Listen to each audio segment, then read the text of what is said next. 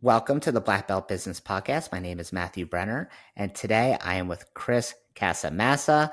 And thank you so much for coming on here. I've known you for a long time. We haven't had a chance to really speak for, I don't think, ever more than like a minute. So thank you so much for Yeah. coming on today. Yeah, man. My pleasure. Thanks for having me. So for people who don't know you, give us a little bit about your martial arts background and then your professional background. All right. Well, listen, I've been in martial arts my entire life. I started when I was 4 years old. So it's been over a 50-year journey through there. I'm currently the CEO for the Red Dragon Karate Company out here in sunny Southern California. We've got 17 locations currently and working our way towards our goal of 25. Okay, cool. So when you're at 25, is that you feel like you've made it, or that's the number? Like, why 25? I don't know. It's a good round number ish. Okay. 25, it's halfway to 50 because I think I'm going to get to Yeah. 25 and then I'll set my sights on 50. So one stepping stone at a time. How many typically do you open up in a year? Or like how do you decide when to open up a new one? Do you go more the slow route or do you recruit people from the outside? Yeah, so we're averaging about 2 units a year. So we opened two this year, and this is just now the end of 2024. And it all depends on the year. There's been a year where we did three and one where we did four. So it really all depends. And the answer to your question is we do the slow growth from the inside. So in order to open a Red Dragon studio, you have to be a Red Dragon black belt, which means you have to come up to our system and our style. But as being a black belt does not make you a business owner. It just makes you a black belt. Now you've got to be able to communicate that knowledge in your head out to people in a way that makes them want to not only pay you, but keep coming back for more. So there's a whole business side to what we do, and we have training for that. So it's a process that takes time. So it's slow growth, but it's effective and positive growth. Yeah, sustainable growth, I think, more than anything. And Yeah. anyone who comes up from you is going to be more loyal to the brand, and understand the system. So probably a lot Mm-hmm. easier. I hired some people from the outside, and some have worked great. Some have been a total disaster. And everyone on the surface seems amazing. It's because it's like dating. Like you first start dating someone, they show you their best side, and you think they're Yeah. incredible. But it's not till a year in that you know anything real about this person. Mm-hmm. So have you ever hired from the outside, or you haven't even don't even bother? We have actually. I brought in our first person who didn't come from ground up from white belt through the system with us. He was in our mastermind group, and he'd been in our mastermind group for a number of years. And he and I had a conversation. He said, what would it look like for me to be a Red Dragon studio owner? I want to Mm. convert. And I was like, listen, we don't really do it. I go, I tell you what, though, the first step is for you to learn all of our curriculum. So he started training with me. And when you teach a black belt, it's a much faster track. This guy was black belt Sure. in Taekwondo, and he had some training in other styles. So he learned our curriculum to black belt pretty rapidly. Took him about a year and a half to learn the curriculum. And then I actually tested him to make sure I didn't just give it to him. And then we did that. And so we made the conversion, and it's worked out great. So far, he's been awesome, and he's been one of our most successful. But yeah, I'm with you because people that come up in your system and style are really acclimated and attuned to the culture of your studio and your business. And for us, we're coming up on our 60th year in business, right? So there's a lot of history and a lot to know about Red Dragon. So yeah, we've done one. I'm not opposed to trying more, but it's the path that we're going to take. When that happened, I mean, I guess you'll really know whether it worked out. Talk to me again in 2 years, right? Like when he's actually open to get going. Like now, it obviously seems great, but you'll see Yeah. kind of Well, he's later. been with us now. He's been with us 2 years. So Oh, this is okay, the good. end of his second full year with us. And so far, things have been working out great. Oh, okay, amazing. So does that make you think now, like you'd be more willing if someone in your mastermind group was like, "Hey, I would love to be a part of Red Dragon, do my own thing. I want to be a part of like a family of schools." Does that make you Mhm. think, "Oh, I should do more of that"? I am not opposed to the idea, only because it has worked. Now, talk to me again in 5 or 7 years. If I get burned by that model, then I might be more apt to do it. But listen, you learn through experience. So I don't know if I don't try. So we've tried it; it has worked. So I am not opposed to the idea. So besides having a Red Dragon black belt, what other training do you make them do? Obviously, there's got to be a lot of business and systems training. So what walk me through what that looks like. So we have an instructor training program that for people within our system or even people from the outside can go through and see exactly what it is that we do and how we do it and how we teach in a way that leads people down a path that makes them want to keep coming back for more, right? Through it's definitely not through negative reinforcement. There's a lot of positive reinforcement. So we pull them along that path. So that's the instructor training platform that we have. So people that are interested in teaching, my philosophy is this. I only want people to teach and work in a studio of ours if they love it and it comes from here, from the heart. I don't want someone that's in it for the money. The money is a byproduct of the passion, right? I'm as successful as I am because I love what I do. I couldn't imagine doing anything else in the world for a living. It means the world to me to be able to teach, train, and help people and guide them and make them go from shy and introverted to confident and extroverted. It's an amazing thing. And I've been doing this a long time, and I've seen hundreds, if not thousands, of people transform because of the training that they've received, not just in our style, but in tons of martial arts styles.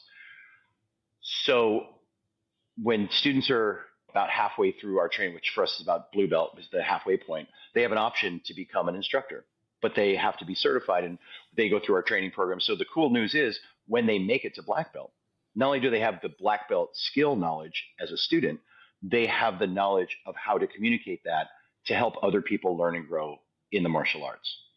Right. And So is it's that an easy, required? Is that okay? You it's got to go through required the if they want a instructor. job. It's required if they want a job. They are by no means required to be a black belt in Brazilian karate. They don't have to teach a day in their life.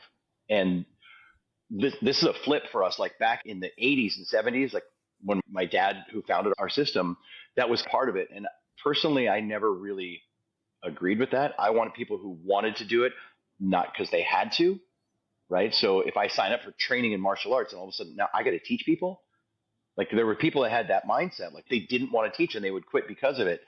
So we made the flip. Gosh, it's been 30 years now, 35 years. So we made the flip where it was a want to, not a have to in our system. Okay, so let's say someone wants to. Is it different training for a kid versus an adult, or they go through the same process?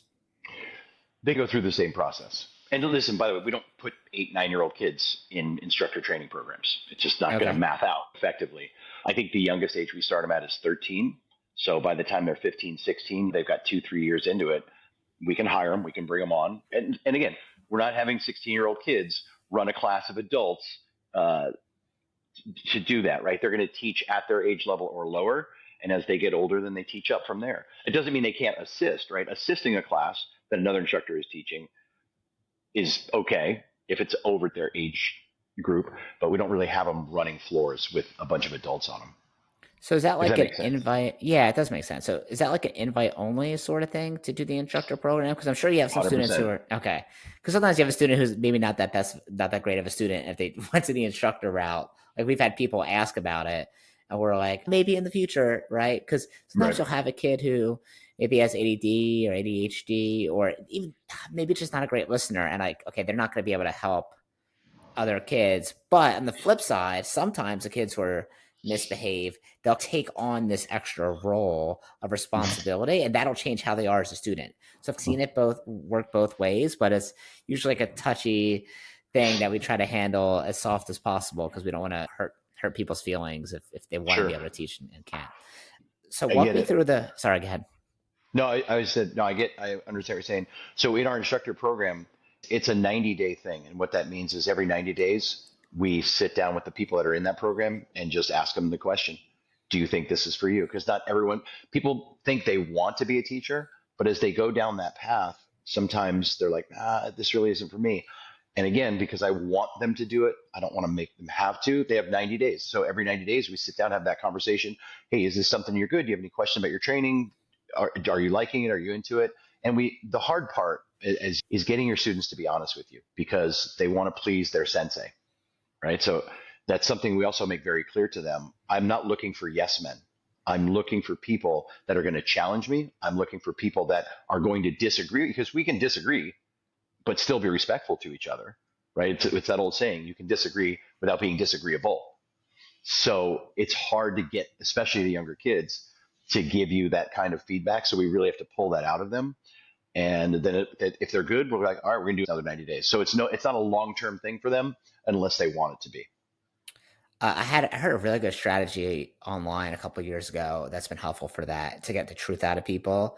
Maybe not so much with kids. I haven't really tried it with them, but for specifically for because even adult, like if you have an adult student relationship, they still might want to just be agreeable and just say all Hmm. the right things if they don't feel a certain way. So we'll say one of the things I like to say is, tell me something, a feedback that you feel like might hurt my feelings, Hmm. and then give them the opportunity to say something that might actually hurt my feelings. That's like the real truth about something. So that's been really, really helpful. People will say things that I don't think they would have said unless I gave them kind of that window to open.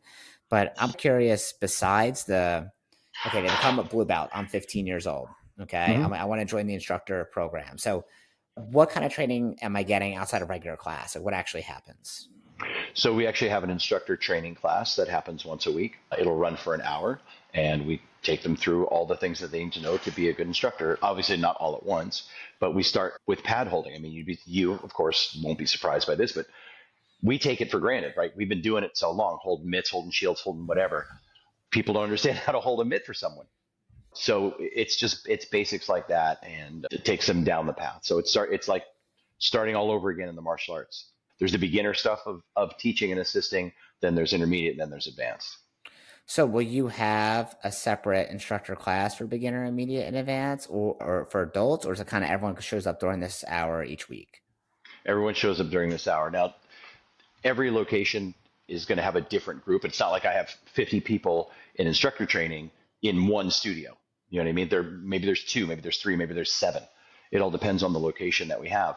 The cool thing is when we do instructor colleges. So 3 times a year for our company, we host an instructor college, and this is when the teachers and assistants from every location get together, and then either myself or Roland Osborne, will run them through a whole nother level of training that they wouldn't be getting at their regular studios. Right? So it's kind of a bonus for them 3 times a year. And the cool thing about that is everyone gets to come together, right? So they're sharing their experiences with each other. It brings our company together closer so that they know that they're not in this journey alone. And they're really fun and interactive. Yeah, I love when everyone can get together across our locations. We run our own certifications based on skill level. Mm-hmm. So if you have one school, maybe this isn't as like helpful, but if you have a couple of them, so obviously all the ones do internal training, like you just talked about. And then also we need something to mesh us all together. So we'll have trainings, we call them certifications, where they can certified in teaching a specific class. So Mm-hmm. we'll have a 2 or 3 hour class about how to teach the ninja sharks, the real little 3 to 6 year olds, or Yeah. how to teach the adult class. Obviously, you have to be a specific age to teach that class, and all the different levels. And then after they do this big class with everyone together, then they have to follow up with a manual of, okay, here's how I need to certify over the next 6 months. And they actually Mm-hmm. get to practice in front of students over a period of time with their instructor helping them along the way. That's worked pretty well for us, but we definitely did lots of changes over time. I think in the beginning, we were really excited about people becoming certified, and then we push them a little too quickly along the path, and then they Mm-hmm. like freak out. No, this is not for me. So now we really we'll make sure we're structured and organized, but we don't push on the gas too hard to not scare Mm-hmm. people away too soon. Because definitely they made that mistake a lot of times. Yeah, great. I love that. It's an awesome strategy. So if you are, how long do you have to be in the instructor class in order to become like an actual paid instructor? It's a great question. We don't necessarily have a timeline because we let them learn at their own pace, similar to you. P.S. There's no graduation from instructor training, right? I'm still doing it. So we're always working, we're always doing it. For us in California, it has to be at least 16 for us to hire them, right? So if someone enters it at 13 and they're in that for 2.5, 3 years, they're ready to rock at 16. And then the other little ninja hack that we do to make sure that they're really ready. Let's say I have a 14-year-old, 15-year-old that's just like great personality, awesome in the martial arts, outgoing, energetic. We all run across those types of kids. What I let them do is I let them run our birthday parties, right? Because in the birthday party, there's a small martial arts class component, but it's a zero sum game for me. If that instructor goes and does the birthday party and teaches a shitty martial arts class, I don't have to worry about my paid students leaving because those are kids at a birthday party, right? So I call it cutting their teeth. They got to cut their teeth on birthday parties. And listen, we compensate them very well with the birthday parties. That's a whole nother internal marketing thing that people are dropping the ball on. It's a different part of our conversation today, probably. But yeah, so they'll run those, and then after they run those and they do them successfully, and we get some good feedback on them, then we move them out to the floor. So that's their, I call it the gateway drug. The birthday party is their gateway drug to get on the floor and be teaching. That makes a lot of sense. Yeah, because it's low risk. Cool. So let's say you want to have more adult instructors. 'Cause, I mean, everyone I think is not everyone, but some people are good at getting kids instructors like 13, 15, 16. But that's more of a long-term play, right? Mm-hmm. Some people, some school owners, they just have a really tough time recruiting adults. And I sometimes that's Mm-hmm. really what you need. You need someone who's had a job before, has some experience, is mature, will show up on time. So, how do you recruit adults to your instructor programs? I'm going to tell you the secret. Being successful attracts adults. Nobody wants to be poor. That's the bottom line. You're, and I don't want to say you, I don't mean you, because That's fair. Yeah, you guys run a great ship and a great sure. program. But I hear this a lot from martial arts school owners. I can't get adults in my program. That's because they're looking at you and they're seeing you struggle and they're seeing what your studio looks like. And they're like, I'm making $100,000 a year. Why do I want to go work and do this? They're comparing. So the best secret I could ever tell a school owner is become more successful. Because the more successful you are, the more people will be like, hey, how's that guy? How's that guy doing that? How's he making all this money? How's he doing that in the martial arts? I want to learn that because I love the martial arts. Because you have adults who love the martial arts, but they don't look at it as a career because they don't see a career based person that's teaching them and leading them down that path. And that's, listen, it's a hard truth, but it's harsh, but it's the truth. I've worked and you've worked with martial arts school owners all over the country, and I see it all the time. So I'm out there trying to fix it. You're out there trying to fix this. Adam, there are a whole bunch of us that are out there trying to raise the industry up. But success is the best revenge. So they've got to learn to become successful. That's really the bottom line on that. Yeah, I think you're right on that because nobody like. Also, there's no like.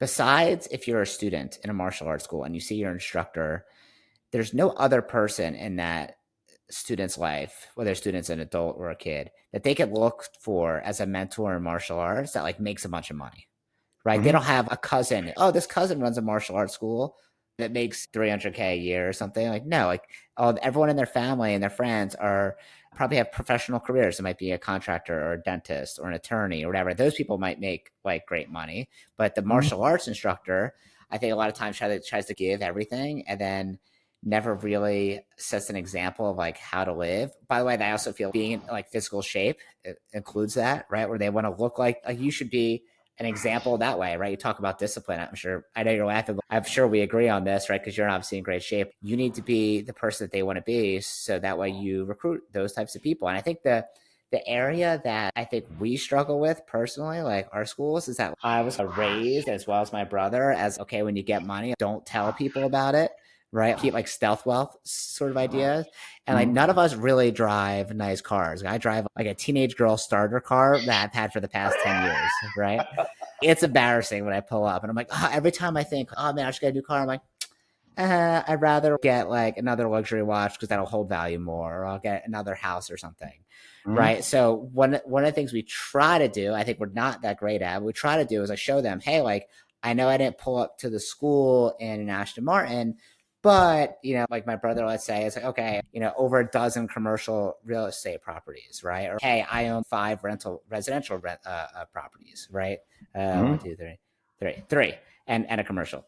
So I think like showing people and not becoming desperate. Like whenever I have someone who's trying to recruit an adult instructor, I'm like, don't ask for help. You can't, it's you're trying to be desperate asking for a date. Please go out with me. I really need someone to cuddle with me on the couch. No, if you come out of desperation, people aren't going to want to do it. It should be like, whether this person does it or not, it's not going to affect my life whatsoever. And that way you don't come off as desperate and then they'll actually want to join with you. So I always say, like, when you go and recruit someone, you don't ask for help. You say, hey, I'm going to show you how to teach so you can build leadership skills and assist other people. Right. Mm-hmm. And I don't use the word help. People most times don't even like want help. It's like when you're walking around the supermarket and they're like, can I help you with something? It's like, no, I'm good. Like, I got it. I'm an adult. Right. So how do you go from, okay, they're in the instructor program and maybe they've been doing it for a year or two. They're really liking it. Okay, now this person's going to open up a school within Red Dragon, or do you have them be like a manager of a location first? Like, what phase do you take them through? All right, so let's talk about the law of ascension. And first of all, by the way, I laughed when you said about overweight martial arts instructors because to me, that's the most hypocritical thing in the world. You say you teach self discipline and respect, and you don't have enough for yourself to be the end result of what your business is supposed to be able to do for people. That's hypocrisy at its highest level. Now, I get it if people have injuries or they have a bad back or their knee went out. And I don't expect everybody to be Arnold Schwarzenegger. I don't expect everybody to be, but they should be as fit as they can possibly be.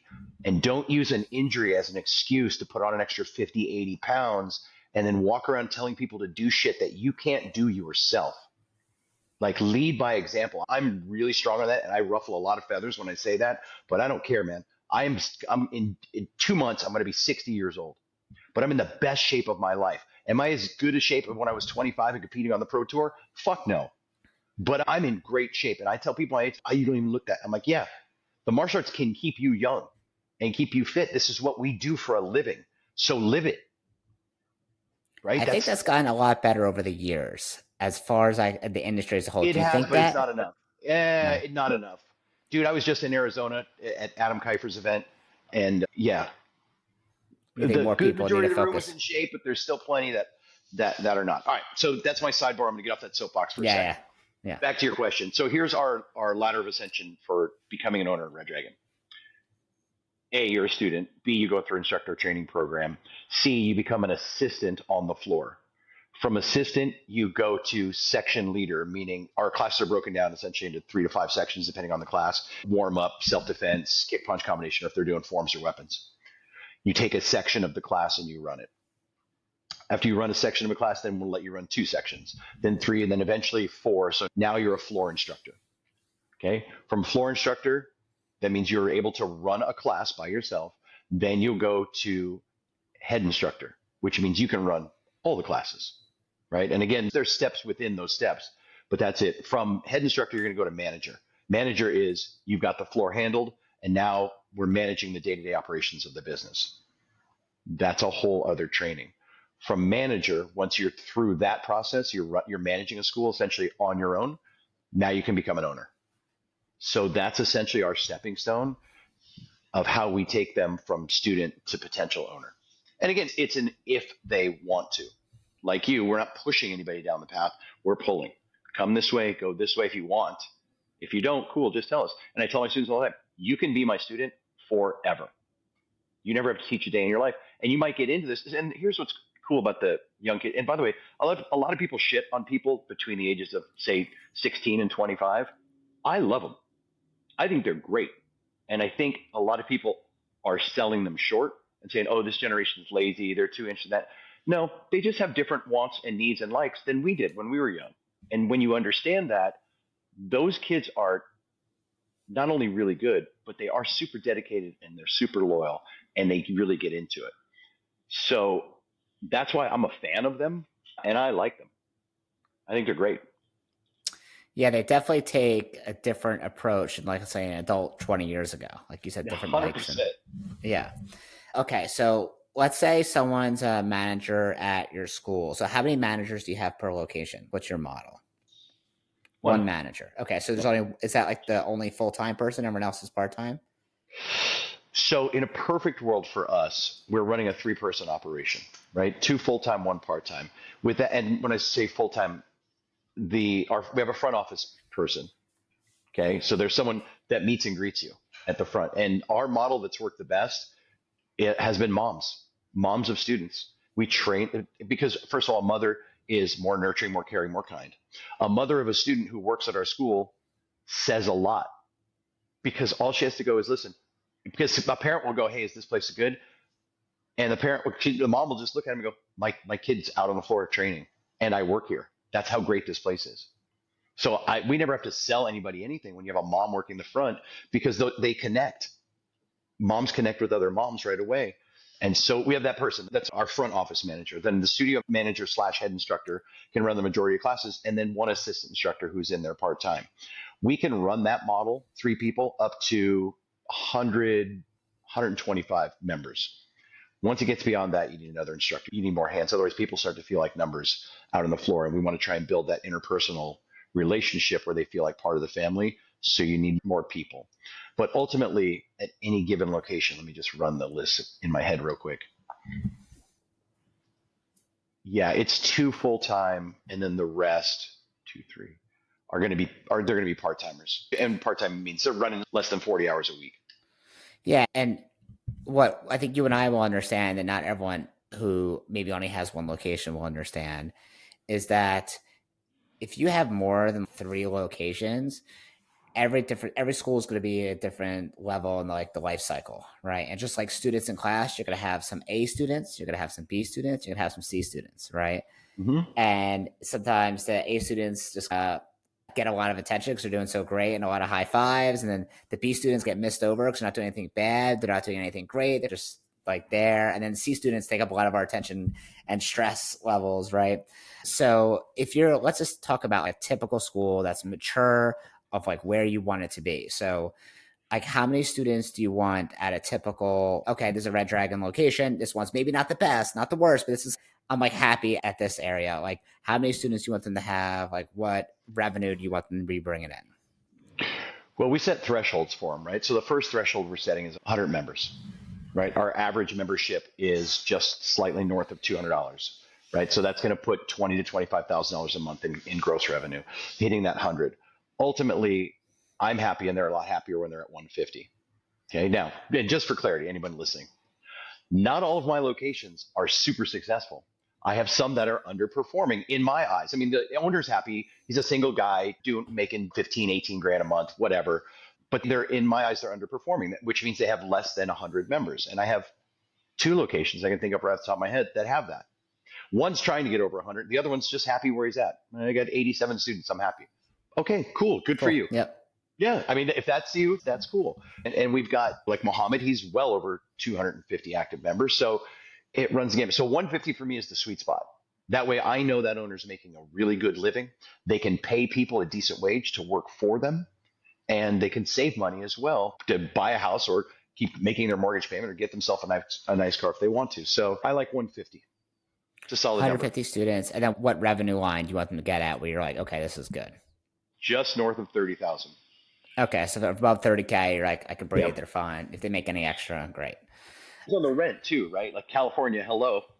Yeah. And the rent out here is crazy. So I don't want their rent to exceed 20% of their gross income. So, and we help them with that math. Like it shouldn't. Now, does that mean all 17 locations have that? Nope, they sure don't. These are works in progress, right? The grass isn't always greener on the other side. And a lot of people, I want to have multiple locations. So let's dispel that myth, because you have multiple locations, and as do I. If you're chasing a second, third, or fourth location for the money, you're already doing it for the wrong reason. And here's why I know that. I made that mistake when I was young. I had a super successful school. I had almost 200 active members. I go, you know what? I'm going to open another school, and I'll have 400 members, and I'm going to make twice as much money. And what I didn't realize was that I'm only human, and I can't be in 2 places at the exact same time. And this was well before we had staff training, instructor training, manager. We didn't have any of that. It was all seat of your pants shit that we were doing. And because we've learned every lesson the hard way, as I'm sure you guys have as well. Yep. You make mistakes, you learn and evolve. But I chased it. I was like, I'm gonna double my revenue. And all I did was double my stress, double the pain. And ultimately, again, I was way younger, but I ended up losing the second location because I didn't have the right staff in place to replace me. I was chasing the money. So that lesson was learned. So I try and tell people all the time, I want a second location. I'm like, cool, here's the test. You have a second location, you want to do it? Awesome. I need you to take 3 months off of the place that you're at right now. Go take a 3-month vacation. Let your people run that school. If you can do that and you lose less than 10% of your revenue, you're ready for a second location. Most people are gone 3 weeks and their fucking studio falls apart. Yeah. So it's a litmus test that makes them stop chasing that fairy. Yeah. Well, what we say is only open up another location, because within our locations, people will be like, they might own one. So we have for a while, it was a license model, but we switched over to franchise a couple of years ago. But if you own a unit, you might be like, hey, cool, I want to open up a second or third unit. We'll say, don't do it. unless like someone really wants to make it their career, not because you want to make extra money. If there's an instructor that's Yep. been there and they want to make martial arts a career and they want opportunity, that's when you do it to help someone else in their career. Will you make some extra money along the way? Sure.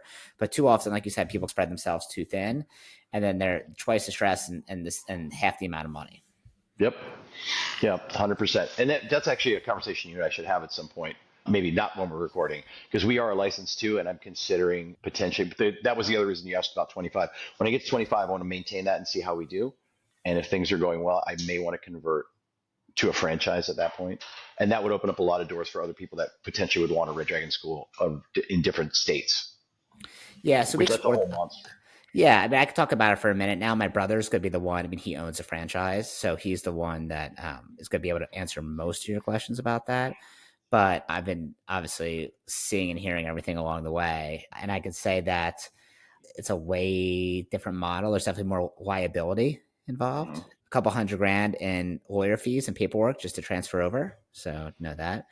Yeah. And the other thing is originally when Premiere like sold and they sold a ton of units and then Barry Van oversold, we were like, we're gonna do the same thing and got super excited about it. And I was gonna be like almost the territory salesperson. I was gonna go to different areas and sell units. And the more we got deeper into it with the attorneys, the more we saw what it was actually like. It just wasn't for us. Mm-hmm. Right. Because it's a different thing. Like now you're selling to people who are dentists or maybe I don't know whatever, they have a professional job, they have a couple extra 100K and they're, oh, I'm going to make a bunch of money from this martial arts business, but they really need to be like an operator of the business. It's not a hands-off business. It's not at all. Maybe you can buy a gas station like that or a convenience store, certain types of businesses, but martial arts, like, not as good. We just decided it was too much liability and decided to go the other route. So we just transferred the locations we had into a franchise, which I could obviously, you guys can talk about that later. So when you're about to open up a location with someone, do you have them like purchase a certain territory or have them pick where they want to go? Like, how do you figure out where your next location is going to be? We have this really cool location evaluation survey, which has points based on stuff we've learned over the last 50 years of where we're going to open a location. So when someone goes, hey, I want to open in this city, we give them the paper, it's 2 pages, and we say, go sit in this shopping center and answer all these questions honestly. And you need to be honest because your finances depend upon the answers on this question. There's a couple of them that they have to talk to a real estate broker to get like some of the area demographics and things like that. Sure. But we do the location evaluation. If it scores less than 90, we will not open a studio there because just we know historically it's going to underperform. Okay. What is like your best location? Like you think in terms of like where your actual school is, which one you feel like, not because the operator, I mean, obviously it's going to be a combination of both probably, but in terms of like the actual location itself, which one do you think is the best? Like what we're looking for in a center? Not even what you look like, the ones you already have. Is there like one location? Like for instance, we have a location in in the main line in Philadelphia, and the operator's great, super organized, really good. But also the location is a ton of density, and the average household income is like 175 or something, which for our area is like the highest, right? Mm-hmm.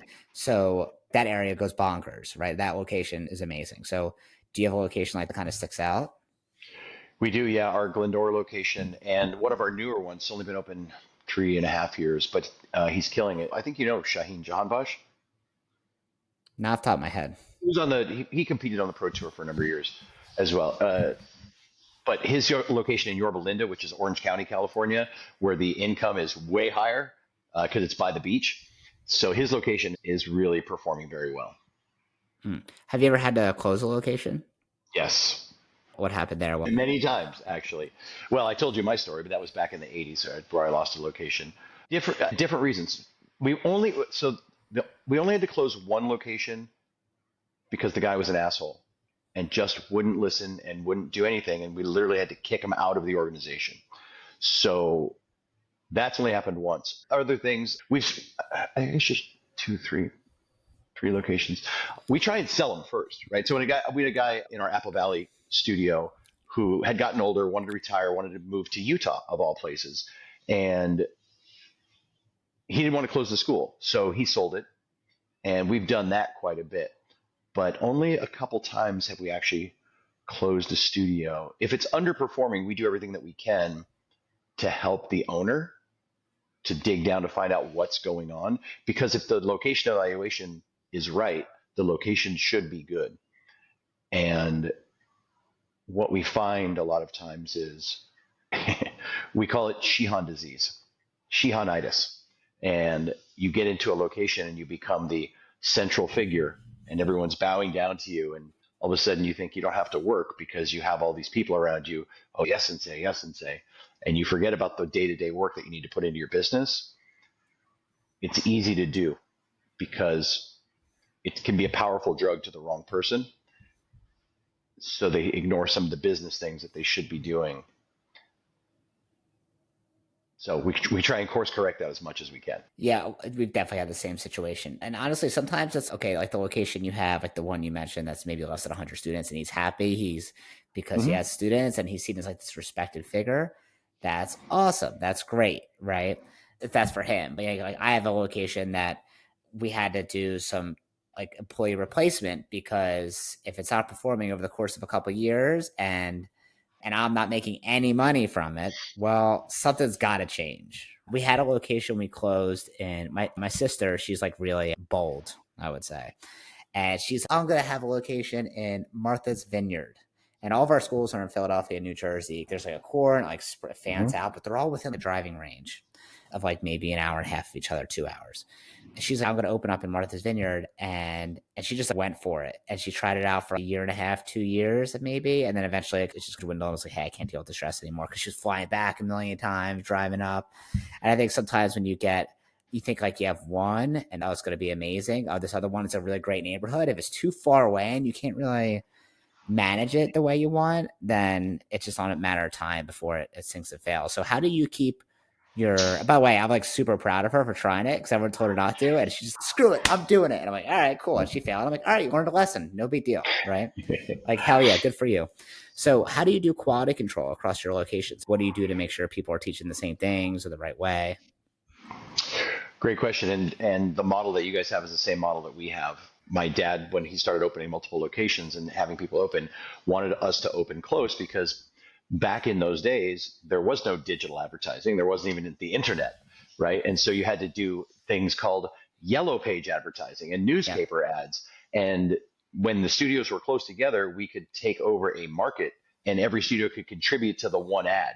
So rather than a guy going 50 miles away and having to do an ad there and another guy being 25 miles this way, my dad's model was every 3 miles we're going to open a school. So three, three, three. We created this umbrella uh, network, and we still use that model today. To your question, which I actually forgot, what was your question? How do you keep quality control across the Oh, locations? quality control. That's easy. Every Yeah. week we have a Red Dragon owners meeting, and every owner has to be at that meeting. And I'm in our corporate office right now where we do the meetings. So we have a hour to hour and a half martial arts workout This where in myself. person.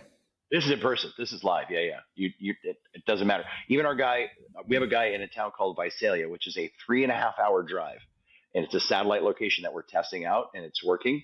He drives down. I don't make him drive down every week, but twice a month he has to come down live. Otherwise, I'll do exactly what we're doing now, just zoom him in for the business part. But we do an hour to an hour and a half martial arts workout where myself and one of my dad's original guys will take everyone through their paces. We go over curriculum, we go over kicks, punches, blocks, forms, weapons, and every once in a while we're tweaking some of the forms and weapons to make them better because we believe in evolving over time. So we do that, and then we come into this room where I'm at right now, and we have a business meeting, which goes another hour, hour and a half, and that's where we talk about all the business of Red Dragon. On the first of every month, it's stats day. So everybody gets their dashboard out. We take a look. What did you do for the month? How many in? How many out? What was your gross revenue? What events do you have going on for this month? What's going on for next month? What announcements are you going to be making? So, for lack of a better phrase, we have made running and operating a successful location almost idiot proof. There's nothing that we hide, no stone left unturned, and we give them all the done for them marketing that they need, the ads, the emails, the social media things. So really for them, it's copy, paste, deploy. Mm. So So do you that's how have we do it. We do it every week, and it's 3-1. Just for clarity, we do 3 weeks on, 1 week off because I need a break from them, and I know they need a break from me. So we give them one week off each month from the meeting. so The only thing that I think would be a problem with that is people, they might come to you and learn the curriculum, be awesome, but you don't know what's actually happening in their school, right? So do you, because sometimes I'm sure it's happened to you, like you tell someone to do something, you go watch what's happening, and you're like, this is not what it's supposed to be, right? You can't have every school doing the exact same thing, 17 locations. It's just not realistic. So, as much as we love it to be. So, Yeah. what, like, how do you visit the school a certain amount of times? Do you look at a camera or something? What do you, besides the meetings, what else do you do? I definitely don't look at a camera. I have no interest in having 17 televisions and cameras all over the place doing that. Yeah, And here's the truth on that. If I can't trust them to do the right thing, I can't have them in my company.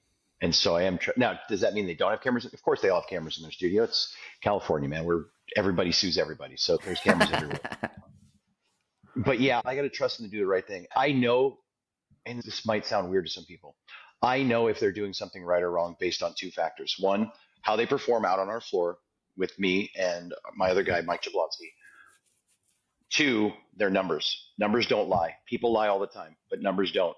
And if you've been at 20,000 and all of a sudden you go 18, next month it's 17, then it's 12, there's a big fucking warning sign that says danger. So as soon as I start to see that drop consistently, everybody has up down months. Like one month they'll sure. do 18, then 25, then 15, then 19. So I'm gauging it, and I keep track. I have a spreadsheet where I can look and graph out where they're doing, so that way I can have a private conversation with that owner and be like, "Hey, what's happening at your school, man? Everything okay? Your numbers are dropping a little bit, right?" And Okay, and I cool. and I also never try and call them out in front of the group. If someone's numbers are going down, I'll wait till the meeting's over and I'll just walk out to the car with them and be like, "Hey, dude, your numbers are down a little bit. What's going on?" Do you have a one central spreadsheet that kind of shows, like, if I was in your Glendale location and I wanted to see a different location, could I see their stats, or is it just you go over at the meeting and people can hear it, but they necessarily can't check it later? Like how do you handle that? You mean other owners seeing other owners' Yeah, stuff? like within Red Dragon. Yeah, Yeah, listen, these we've built a really tight knit group of people, and so I'm on my laptop right now. Somebody goes, "Hey, let me see that." They'll just turn it. They'll be, "Hey, go show ahead it and to them. look at it." So we have nothing to hide from each other because we are a team and a family. We're all in this together. We're taking this journey together. So there's no animosity between. Does that mean we don't fight? We All fight all the families time, fight. just like any other Yeah, family. But that's good, and that's the other thing I tell them. I was like, "Oh, guys, if we have grievances, we have problems. This is the room I'm sitting in right now. Let's get it all out because it's us against the world. We can fight, Matthew. Me and you can fight. But when I walk out onto the floor, I'm not going to tell my students, fucking Matthew, that's not their business. Their job is to come and learn and train with me. So if we're going to air it out, this is the room that we air it out in for sure." yeah, yeah. We know that with our students, right? Praise in public, reprimand in private. Everyone knows that. Exactly. So, one of the things that my listeners probably hear from me all the time, but I just think it's so important. So, we don't stare at the cameras all day, but we have cameras, Mm-hmm. obviously, at all of our locations. So, and with good audio, that's like really important to me. So, for me right now, I live in Florida. So, I moved, and if like, okay, there's no way I could sit there and watch classes at the evening every day. Like, I'd bang my head against the wall. But once a week, I'll go in and I call it game film review, and I love doing this. So if obviously if like you guys have a different system and that works for you, awesome. I'm just sharing this one because I think it's like I think a lot of people don't do it. And I think it could be beneficial. Is called game film review. So once a week, I'll sit down with the not sit down. I'll go on Zoom with a head instructor, program director, like the head person at the school, and Mm-hmm. we'll watch a part of class or part of an enrollment conference, usually like 20 or 30 minutes, probably closer to 45 minutes. And we'll watch the film of it with the audio. And I'll have that person be like, uh, do a review of their own class or of their own enrollment, like an NFL quarterback on Monday watching the film. Oh, here's where I threw the interception. Oh, okay, and see the defender roll up over the top. Or the opposite. Hey, here's where I threw a touchdown, or here's where this class went really well. Let's see what went really well with this class. Like, why did it actually go really well? So we can repeat those same actions. And instead of me ripping them apart, like I have them be like self-critical, and that way, and just even if I don't say much, even if they say most of the things, having someone watch what they actually do, because we all have an idea of what's happening in class, but unless you see a film, like I'll be like, oh, did you notice that kid spinning and like their parent sitting like this for the last 10 minutes? No, I didn't in the moment because there's 19 kids in class and it was a crazy class, which is cool. You can't possibly see everything in the moment, right? Like as Mm-hmm. much as we want to have really good map vision. So I always recommend instructors, if they have a camera with good audio, and if they want to, if they need it, them, hey, take time to do film review, either once Yep. a week or once a month or something. And then we'll record those game film review sessions and I'll put it in a playlist. And then if there's something specific that was like, hey, this was really good, then I'll send it out to everyone. Or if we have a new instructor training, I'm like, hey, check out this game film review so you can see like how we broke it down. And like for a professional martial artist, we got to be like a professional athlete and watch our film. So that's my soapbox for the day. I For like it. people I who think like it's it. cool. Good for you guys, man. That's cool. Yeah. So before we wrap up, I'm just curious because you've worn a lot of different hats. Like you have acting, you Hmm. have your mastermind, you have obviously your martial arts schools. When you think of your identity, like what's the first thing that comes up? Do you think of yourself as an entrepreneur, a martial artist, an actor, a teacher? Like what comes up first? Entrepreneur. All day, every day. That's the thing because that encompasses all the things that I do, right? So yeah, I'm still doing movies and TV shows. I'm running martial arts studios. I'm helping 17 owners become better and more successful at their thing. I've got 20 people in my mastermind that I'm helping with them. I also write books. I've written 3 books on bully prevention for kids. They've all been bestsellers. And I'm traveling the country doing these bully prevention seminars at public schools, private schools, martial arts schools, anywhere I can get in. I'm trying to help 1 million kids go through this bully prevention course. I speak at martial arts events and at business events to help because listen, business is business. And some of the business stuff that we do in the martial arts plays out in any business, in any industry. Mm-hmm. So I'm doing a lot more of that. So I'm definitely never bored. Good. Okay, next one. If you had to recommend like one book that made the biggest impact in your career that you think everyone should read, what would it be? Never Lose a Customer Again by Joey Coleman. Love that book. Yeah. Love that book. Okay, and then one more question. If you had to be either a year stuck in the Sahara Desert or a year stuck in Antarctica, where would you rather be? If I'm in Antarctica, do I have my snowboard? I would say it's not a recreational trip, it's like a survival trip. So no. Okay. I would rather be hot than cold, so I'll take the Sahara. Sahara. Okay, cool. Well, thank you so much for coming on today. If someone wants to reach out to you, maybe they're interested in the mastermind or maybe getting involved in Red Dragon, or they just want to pick your brain about something, how do they find you? I am literally the easiest guy in the world to find on social media.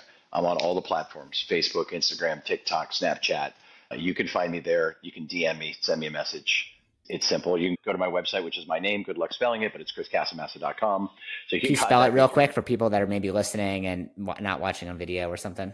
Sure. Chris is traditional, Chris. Last name Casamassa. It's a good Italian name. All right.